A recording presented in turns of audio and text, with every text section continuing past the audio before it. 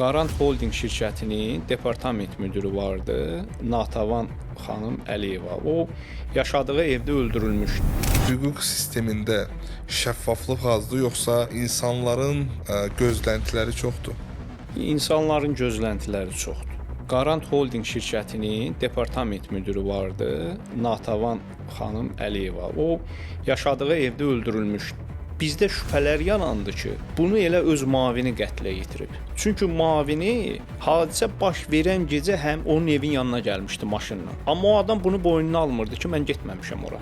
Bu bizdə şübhə yaradırdı ki, elə qətli törədən də budur. Amma sonradan ondan dəfələrlə söhbət elədik. Hətta artıq o verilən suallar qarşısında aciz qalmışdı. Hətta ağlayırdı, hiss eləyirdi ki, bunda nəyisə gizlədir. Amma sonradan məlum oldu ki, bu qətl hadisəsini heç bu törətməyib.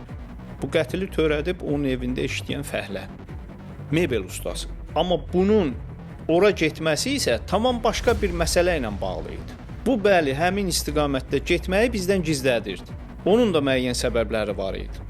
Amma yenə deyirəm ki, mən əvvəldən ssenari yazmıram ki, mən biləm ki, bunu filan kəs eləyib.